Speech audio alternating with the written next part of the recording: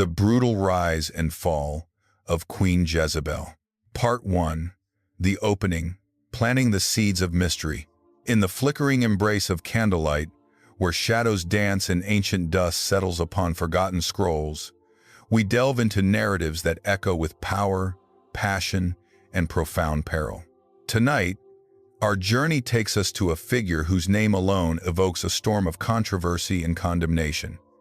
Jezebel. Was she merely a monstrous villain, a painted temptress whose depravity knew no bounds? Or was she a queen caught in the unforgiving cross-currents of political ambition and religious fervor? A woman whose fierce devotion to her ancestral gods clashed irreconcilably with the burgeoning monotheism of Israel. We stand at the precipice of a story not just of a queen's ascent and brutal demise, but of a kingdom teetering on the edge, a spiritual battle fought with earthly swords, and the enduring questions of power, piety, and propaganda.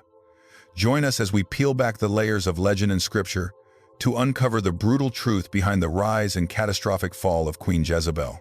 Part 2. The Journey of Deep Discovery. Subsection A. The historical and cultural context.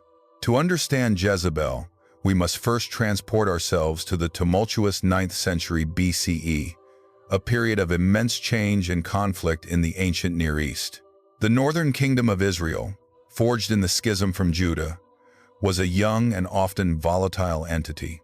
Its kings frequently struggled to maintain control, both internally against dissent and externally against powerful neighbors, like Aram, Syria. Economically, Israel was a significant player, situated on vital trade routes, yet religiously, it was a battleground.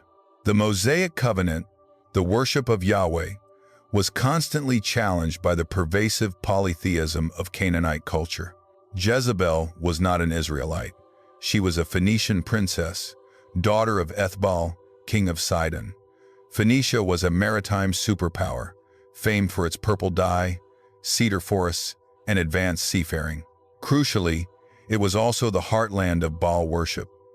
When Jezebel married King Ahab of Israel, it was a strategic political alliance, a common practice in the ancient world. Such marriages solidified diplomatic ties and often brought economic benefits. However, with Jezebel came her gods, Baal and Asherah, and her unwavering commitment to their worship. This was not merely a personal preference, it was a royal duty, an extension of her identity and the power of her homeland. For an Israelite king to marry a foreign princess was not unheard of, but for that princess to aggressively promote her own deities within the land of Yahweh was an act of profound provocation. Subsection B. Decoding the scripture and evidence. The primary accounts of Jezebel come from the books of 1 Kings and 2 Kings. The biblical narrative paints an almost uniformly damning portrait. Her introduction is swift and stark. Ahab, son of Omri, did more evil in the eyes of the Lord than any of those before him.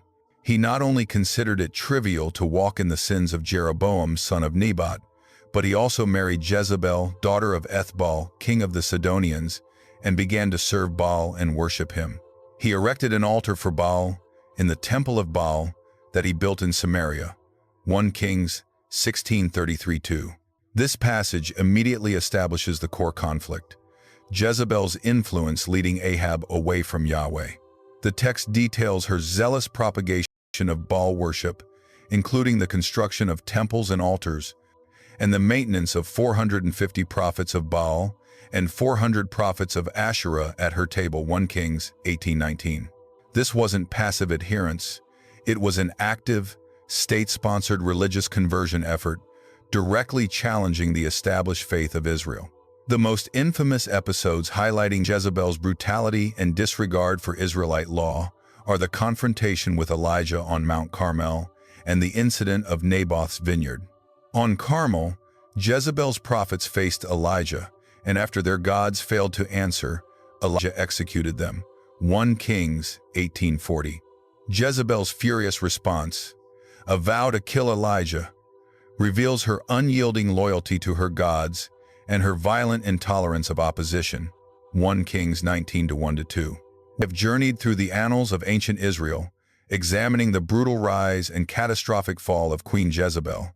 From her strategic marriage to Ahab, through her zealous promotion of Baal worship, to her ruthless manipulation in the affair of Naboth's vineyard, and ultimately to her grim, prophesied end, her story is indelibly etched in the biblical narrative. She stands as a potent symbol of idolatry, corruption, and the dangers of power unrestrained by divine law. This act demonstrates a chilling abuse of royal power, a subversion of justice, and a contempt for the Israelite law of inherited land. It solidified her image as a ruthless, manipulative queen who would stop at nothing to satisfy her desires and her husband's. Her end, as prophesied by Elijah, was equally brutal. After Ahab's death and a period of political instability, Jehu, anointed by Elisha to destroy the house of Ahab, arrived in Jezreel. Jezebel, despite her impending doom, met her fate with a defiant act of royal dignity.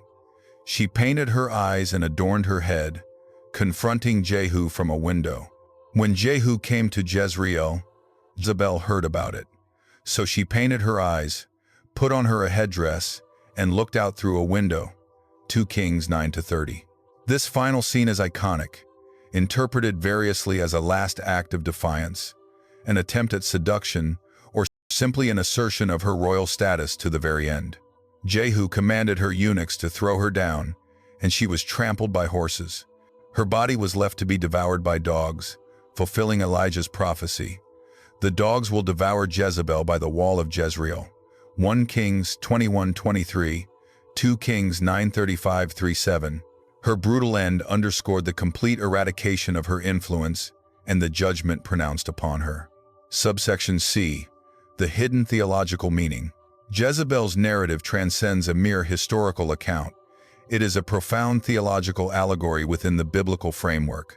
She embodies the ultimate challenge to Yahwism, symbolizing idolatry, spiritual apostasy, and the corrupting influence of foreign deities. Her aggressive promotion of Baal was not just a cultural exchange, it was a direct assault on the covenant between God and Israel. The struggle between Elijah and Jezebel's prophets on Mount Carmel is a microcosm of the larger cosmic battle between Yahweh and the pagan gods, a demonstration of Yahweh's sole power and sovereignty. Furthermore, Jezebel represents the seductive power of worldly authority when wielded against divine law. Her manipulation of Ahab, her disregard for justice in the case of Naboth, and her ruthless pursuit of her agenda highlight the dangers of unchecked power and the spiritual compromises that can undermine a nation's soul. Her story is a cautionary tale about the consequences of spiritual infidelity and the perversion of justice. It served as a powerful reminder to the Israelites of the need for unwavering loyalty to Yahweh and the dangers of syncretism. Subsection D. Controversies and theories. While the biblical account is definitive in its condemnation of Jezebel, modern historical and feminist scholarship offers alternative perspectives, not to excuse her actions, but to understand her motivations within her own cultural context. One prevailing theory suggests that the biblical writers, devout Yahwists, presented an inherently biased portrayal.